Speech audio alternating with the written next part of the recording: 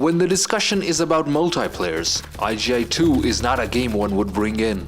That is because the game mode is not competitive, and at the same time it's not completely casual, so it's a really bad mix. But what does make it fun is the core gameplay. I know that I.G.I 2 is not as good as the first game, but when it comes to shooting and killing, this game is better than most games out there. That is why whenever we play a multiplayer game, no one really cares about the objective. Everyone cares about grabbing a sniper, finding a good camping spot, and getting your mother involved in the game. And the biggest problem is that most maps are really camping friendly. And then there are maps, especially the community ported ones, where a close ranged fight is fun and shotgun is the go-to weapon. And then we have Sandstorm. It works both ways. I believe Sandstorm is the only original map that actually works. And this is one of the only few maps where one would be consciously aware about the objectives. It is a desert map based in Libya. And no, the background music does not belong to the original game. This music is composed by Neo himself. Yes, the Neo from Neonix modding team. The original game was released without any music for any of the multiplayer maps. This is a pretty diverse map. It is not one-dimensional, which means we can go to the objective from anywhere. This map is only going to be fun if we play with at least 16 players, because then the attackers can split, choosing different sides, or the defenders can choose whatever objective or whatever path they have to stop. The problem is, the first objectives are out in the open, so you can get shot at from anywhere, and the defender's spawn point is really close to the objectives as well. But they need to split up and take cover, so they can watch over every individual entrance. What I like about this map is you can have any kind of weapon and make use of it. What I don't like about this map is the objectives and the lore. I mean, of course, this is exactly how all the objectives in I.G.I 2 multiplayer work. But for this map, these are not the best. Now look, the whole lore of the map is that the terrorists have attacked somewhere and now I.G.I needs to neutralize their base. That's it. That's the whole lore. And to do that, we have to sabotage the power generators? How is that supposed to help? Then we have to hack their computer networks for information and destroy one of the 2 helicopters. It makes no sense, however you look at it. As the defending or the conspiracy side, all we have to do is keep them away from the objectives until the timer runs out. As soon as the first objective is done, that opens up the door to the second objective. Now this is where it gets weird. It depends on which side gets there first. If the conspiracy team gets there first with shotguns and AKs, then this becomes a choke point and no one can come through. If the I.G.I operatives get here first, then the defenders basically cannot do anything. The objective is lost. And just like the first one, this objective too has 2 different pathways, one in the upper floor and one in the lower floor, which means the defenders need to camp and watch both positions at the same time. If we manage to choke the attacking team coming in from the main door, then they can always switch their spawn positions and attack from behind. So objective 2 is completely unfair to the conspiracies. There is no way they can defend this objective, which takes us back to the third one. Now this is where it gets interesting.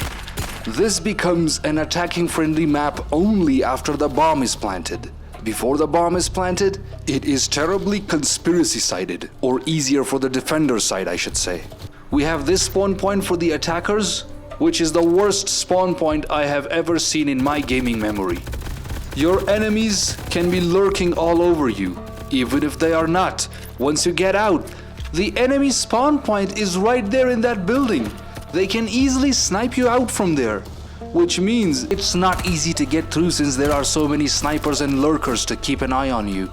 Yeah, I mean literal snipers from above. The entire outer boundary is a sniper's shooting practice. You are literally in a cage. 2 options: you can buy a sniper yourself and counter them, or you can send one of your teammates outside through this tunnel to keep them busy. But if the bomb somehow gets planted, ignore that bug, it's been here since I.G.I 1.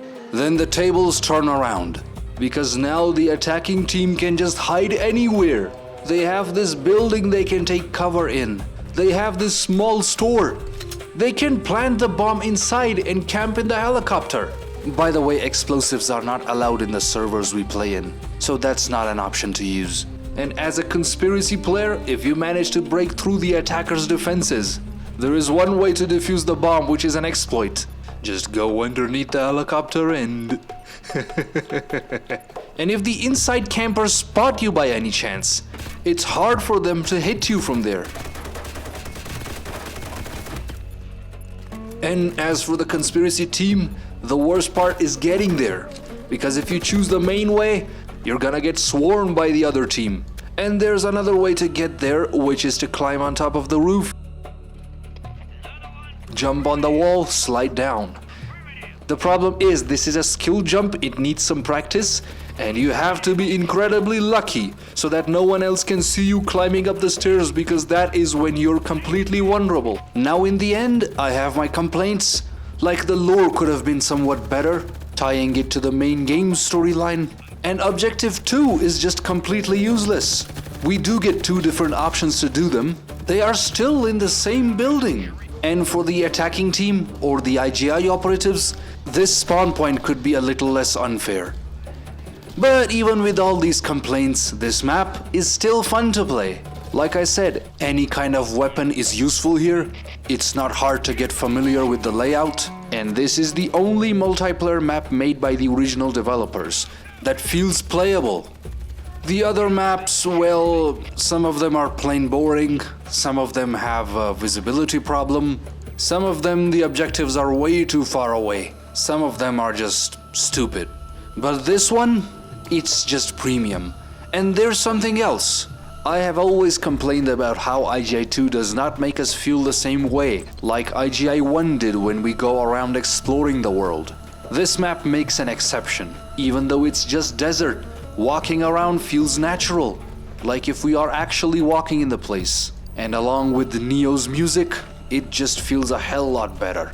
So that was all the info I had about Sandstorm. If you are wondering how do we play multiplayer, then the bad news is that the servers that we used to play in have been shut down, and I had to make this video using recordings from other YouTubers, so it was a bit of a challenge. But the good news is that in the next upcoming Neonix patch, multiplayer is also going to be revived. It is in testing phase at the moment, and there have been multiple servers set up already, like in Singapore or Czech Republic. So let's hope for the best and be seeing you in the next video. So hasta la vista, baby.